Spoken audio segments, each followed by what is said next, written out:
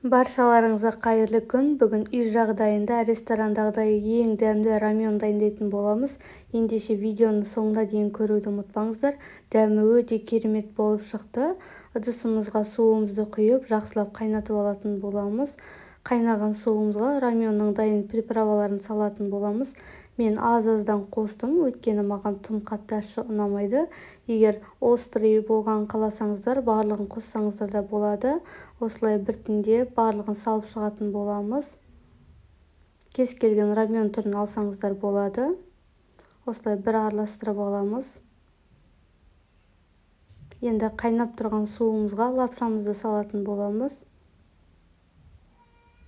Мен осындай түрін алдым, өте қатты ащы. Осылай жақсылап вилкамен кішкене араластырып аласыздар. Бетін жауып 2 минуттай пісіріп аласыздар. Өте тез піседі. Көп суда ұстаудың қажеті жоқ. Және де басқа ыдысқа жұмыртқа пісіріп дайындап алыңыздар. Бізге осылай жұмыртқа және де ет, сыр қажет. Ет қосу өз еркілеріңізде. Қосып көрсеңіздер өте дәмді болып шығады. Біздің лапшамыз дайын болды. Ең алдымен осылай қоюын, одан кейін осылай сорпасын құятын боламыз.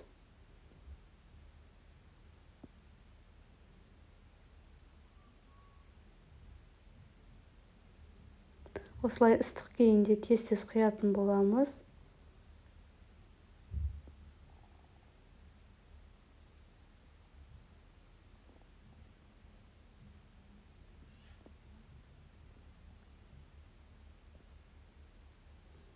Құйып алдық. Енді рет-ретімен еттерімізді салатын боламыз. Және ыстық сорпаға сырымызды саламыз. Сонда еріп, дәмі өте керемет болып шығады. Және де жұмыртқамыз саламыз. Жұмыртқаны таза пісірмейсіздер. Кішкене пісетін уақыт жақындағанда өшіріп, осылай дайындап аласыздар. Кішкене өз қалауларыңыз бойынша ас-көк немесе көкпе істесеңіздер де болады. Рамен дайын.